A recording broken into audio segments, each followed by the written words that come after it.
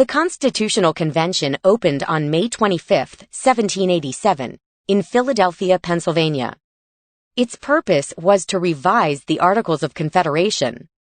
Every state except Rhode Island sent representatives. All of them wanted to honor the legacy of the Revolution and the principles for which they had fought. Yet not all delegates would agree on how to achieve that goal.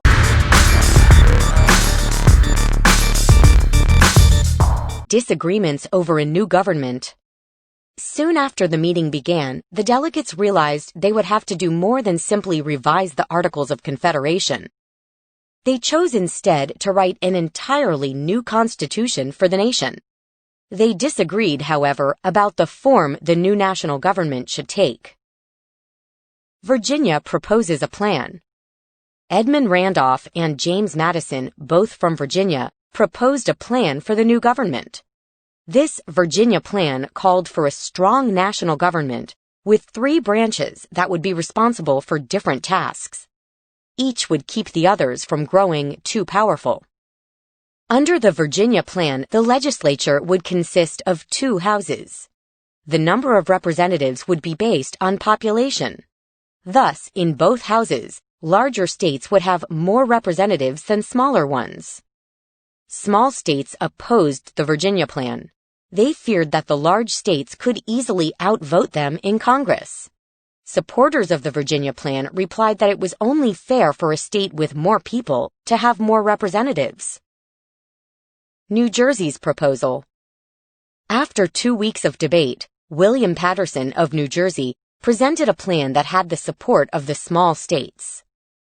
Like the Virginia plan, the New Jersey plan called for 3 branches of government. However, it provided for a legislature that had only 1 house. Each state, regardless of its population, would have 1 vote in the legislature, just as it had under the Articles of Confederation.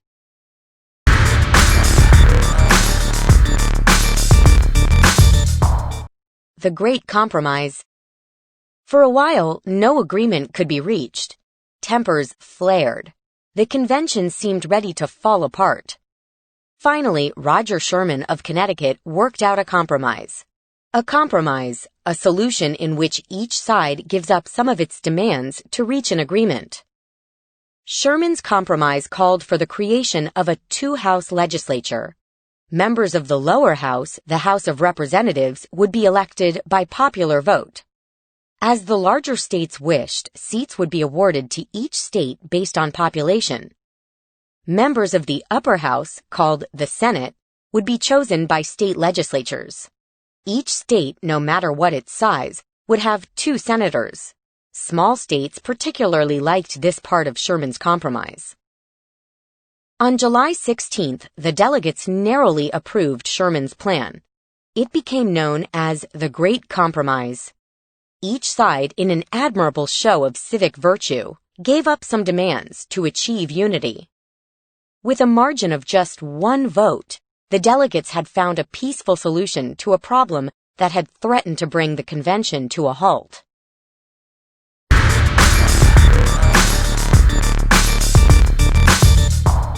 The Three-Fifths Compromise. Just as there were disagreements between large states and small states, there were also disagreements between northern states and southern states. The most serious disagreements concerned slavery. Would enslaved people be counted as part of a state's population? Would the slave trade continue to bring enslaved Africans into the United States? The states reach an agreement. Southerners wanted to include enslaved people in their state's population counts because that would give Southern states more representatives in the House of Representatives. Southern states stood to gain greatly if enslaved people were counted. Extra representatives meant additional influence. Northerners objected. They argued that since enslaved people could not vote, they should not be counted when assigning representatives. Once again, the delegates compromised. They agreed that 3/5 of the enslaved people in any state would be counted. In other words, if a state had 5,000 enslaved residents, 3,000 of them would be included in the state's population count. This agreement became known as the Three-Fifths Compromise. The fraction in the Three-Fifths Compromise had come from a rule about taxes in the Articles of Confederation. The new compromise balanced the concerns of Northerners and Southerners.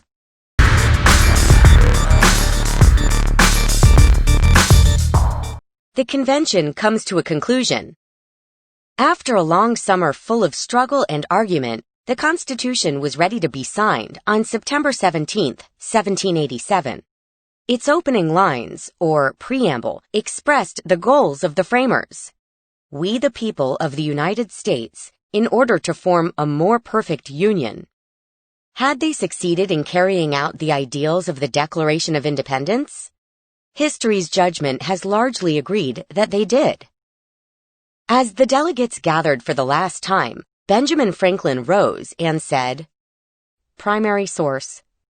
I cannot help expressing a wish that every member of the convention who may still have objections to it would with me, on this occasion, doubt a little of his own infallibility and put his name to this instrument."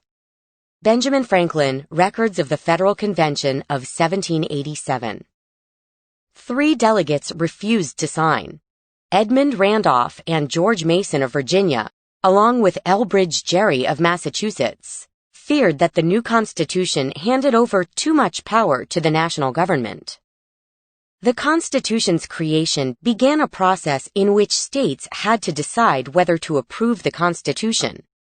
Each state would hold a convention to approve or reject the plan for the new government. Once 9 states endorsed it, the Constitution would become law.